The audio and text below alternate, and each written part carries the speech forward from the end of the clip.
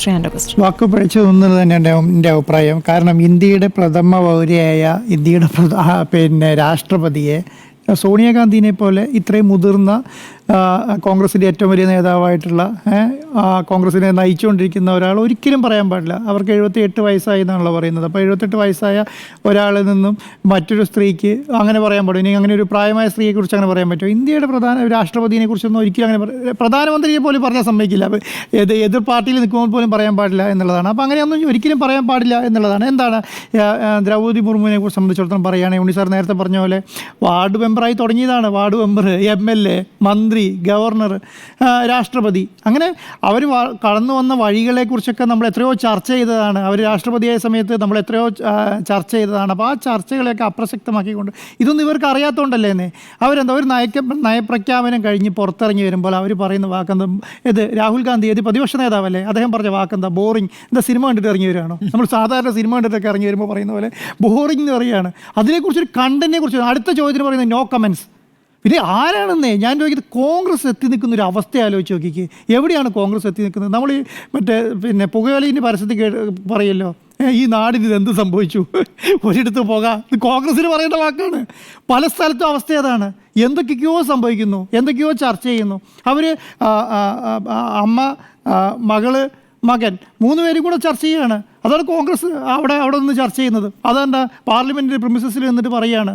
അത് പറയുന്ന ശൈലിയോ, ആ ശൈലി എന്ന് പറഞ്ഞാൽ നോ കമൻസ് എന്ന് പറയാം. ഏത് നയപ്രഖ്യാപനം കഴിഞ്ഞ് പുറത്തേക്ക് വരുമ്പോൾ ആ നയപ്രഖ്യാപനത്തിൽ 65 ബില്ലുകളെ കുറിച്ചിട്ടാണ്.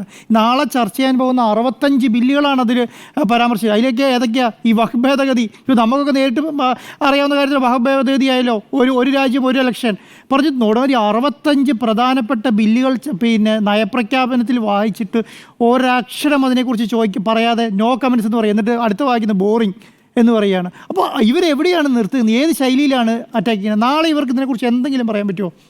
ഈ ഒരൊറ്റ കമൻറ്റോടുകൂടി ഇപ്പോൾ സോണിയാഗാന്ധിയും രാഹുൽ ഗാന്ധിയും നടത്തിയ കമൻസോട് കൂടിയിട്ട് ഇവർക്ക് പാർലമെൻറ്റിൽ ഈ പറഞ്ഞ ബജറ്റ് സമ്മേളനവുമായി ബന്ധപ്പെട്ട് ഒരു കാര്യവും പറയാൻ പറ്റാൻ പോകുന്നില്ല.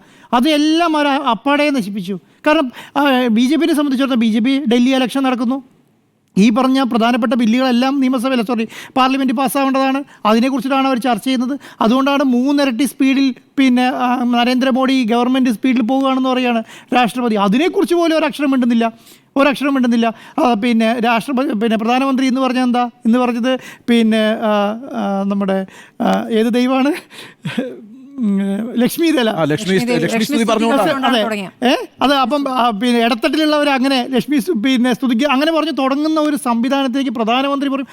അതിനെക്കുറിച്ച് പോലും ഇവർക്ക് കമൻ്റ് ഇല്ല എന്നുള്ള ഒരക്ഷരം കൂടെ. ഒരു നിയമസഭ, ഒരു പാർലമെൻറ്റിൽ നയപ്രഖ്യാപനം എത്ര കാര്യം നമ്മൾ വേണ്ടാന്ന്. ഇപ്പം നിയമസഭയിൽ ഒരു നയപ്രഖ്യാപനം ഗവർണർ നടത്തിക്കഴിഞ്ഞാൽ എന്തൊക്കെ കാര്യങ്ങൾ ചർച്ച ചെയ്യും? അന്നത്തെ ചർച്ചകളിൽ ഒരു 30% ചർച്ച ചെയ്യാൻ പോകുന്ന നയപ്രഖ്യാപനം ബന്ധപ്പെട്ടതല്ലേ? പ്രധാനപ്പെട്ട പ്രതിപക്ഷ പാർട്ടിയായ കോൺഗ്രസിന് അത് നടത്താൻ പറ്റിയിട്ടില്ല എന്ന് പറയുന്നതിലാണ് ഏറ്റവും അപകടമായ സ്ഥിതി എന്നുള്ളതാണ്. അതിനേക്കാൾ കൂടുതൽ എന്താണ് സോണിയാഗാന്ധി അങ്ങനെ പറയാൻ പാടുമോ?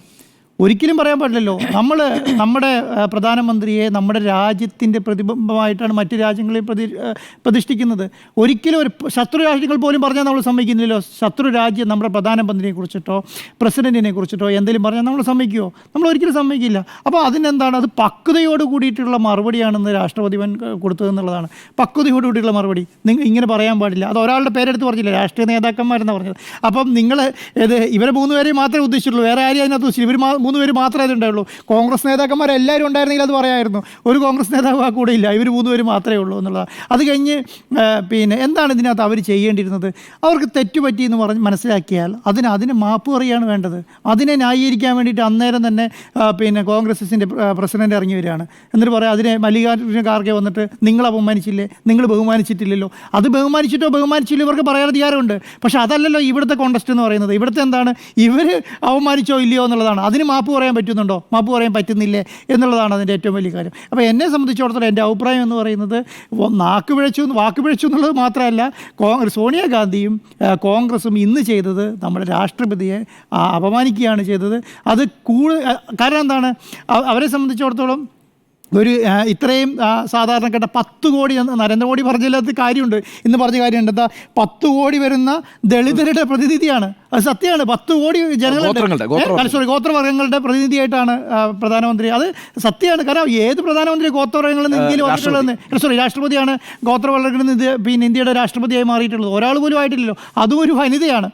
മനസ്സിലായി? അപ്പോൾ അങ്ങനെ പറയുമ്പോൾ അതൊരു പ്രധാനമന്ത്രി അതിനകത്താണ് കാര്യം. അല്ലാതെ സോണിയാഗാന്ധി ന്യായീകരിക്കുന്നതിലല്ല. അവർ എത്രയും പെട്ടെന്ന് മാപ്പ് പറയുക എന്നുള്ളതാണ് അല്ലെ ഇപ്പോൾ ഏറ്റവും പെട്ടെന്ന് ചെയ്യേണ്ട കാര്യം എന്നുള്ളതാണ് എൻ്റെ അഭിപ്രായം.